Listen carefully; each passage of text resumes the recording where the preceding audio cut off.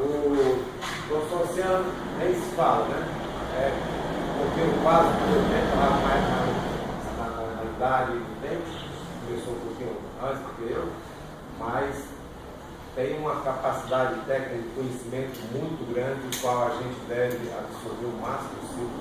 Aprendeu boa parte com o professor dele aqui, o professor Gilcino, o professor dele, o qual eu tenho assim, uma maior satisfação, a forma como os dois, a simplicidade do professor Sensei Gilcino, de transmitir, de comunicar, de fazer amizade independente de federação em qualquer campo.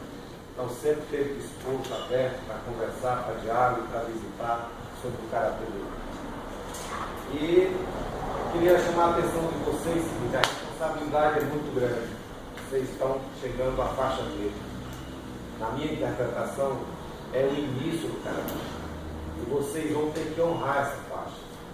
Não só por vocês mesmos, vocês estão conquistando, mas também em respeito aos professores de vocês e à banda que está dando a vocês. Porque a gente está dando uma credibilidade a vocês, que vocês têm capacidade, que vocês vão levar o karatê-do para a vida de vocês. O karatê-do não é só para fazer exame de faixa, nem só para participar de competição. É uma arte que vocês devem incorporar para a vida de vocês. E para isso precisa ter algumas coisas básicas, que é a etiqueta, respeito dos outros. Lembra que o karatê são as colunas do karatê. As colunas. Né?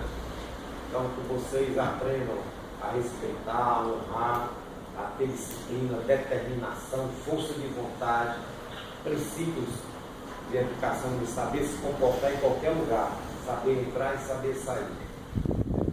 A lapidação do caráter. Quem não tem caráter, não tem karatê.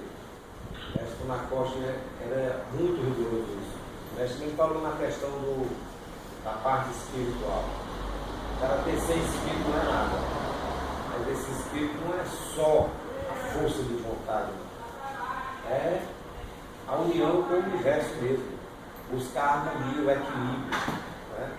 Então, eu espero que o professor, daqui a um instante, o professor está dizendo, se for aprovado, não sei se alguém pode aprovar, mas é um compromisso, é uma responsabilidade muito grande. Primeiro, para vocês.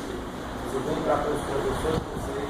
Terceiro, para uma banca que está dando a vocês essa gravação. E vocês sabem honrar e levar isso para a vida de vocês todos. Muito obrigado.